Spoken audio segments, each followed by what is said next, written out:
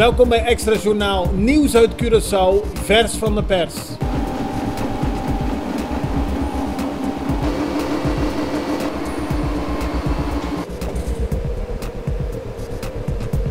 En dit is het nieuws van vandaag.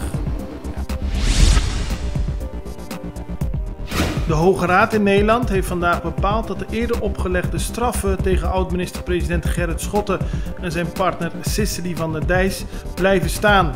De Hoge Raad gaf via een videoboodschap commentaar op de uitspraak. De uitspraak van de Hoge Raad houdt in dat de veroordelingen van ex-premier Schotten en zijn partner in stand blijven. Daarmee staat definitief vast dat Schotten zich schuldig heeft gemaakt aan onder meer ambtelijke corruptie. Hij heeft in ruil voor tegenprestaties grote sommen geld aangenomen van een bevriende zakenrelatie.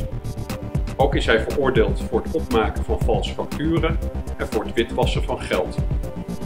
Aan Schotten is een gevangenisstraf van 3 jaar met aftrek van voorarrest opgelegd.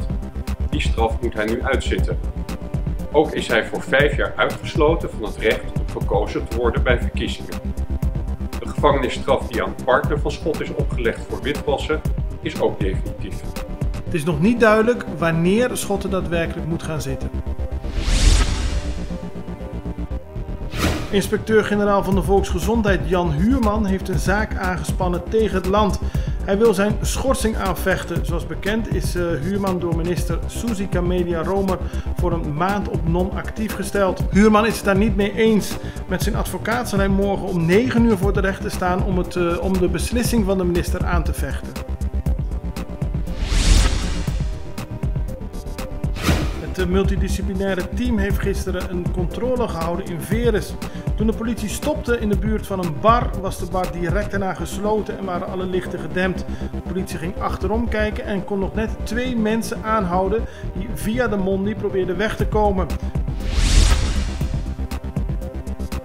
Vorige week vrijdag is de Rijksministerraad in Den Haag akkoord gegaan met het aanbieden van een nieuw voorstel voor een Rijkswet Koninkrijksgeschillen aan de parlementen van het Koninkrijk.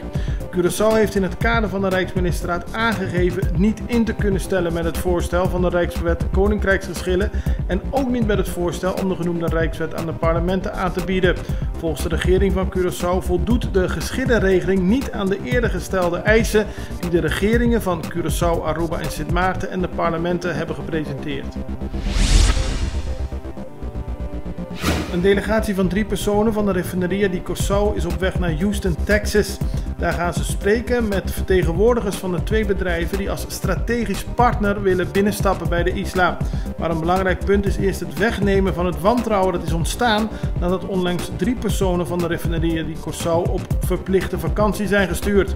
Volgens de Extra vandaag gaan de gesprekken gewoon door en wordt er ook nog steeds gewerkt aan een instap van zo'n strategische partner, maar daarvoor zijn nog wel wat vergaderingen nodig.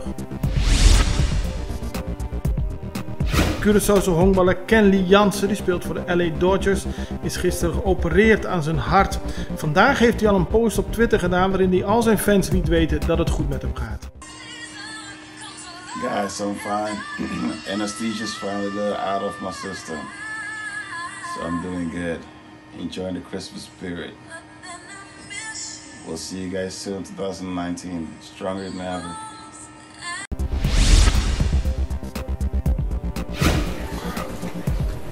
Touchdown confirmed.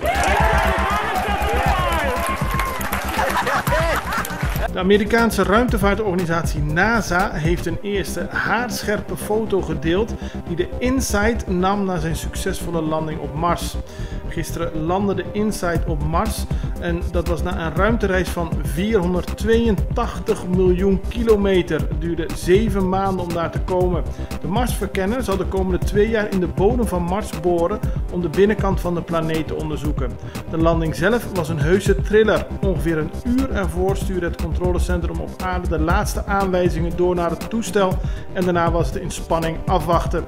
Het duurde 8 minuten voordat een radiosignaal van ons Mars had bereikt. We moesten lang wachten, maar uiteindelijk is alles goed gekomen, aldus NASA.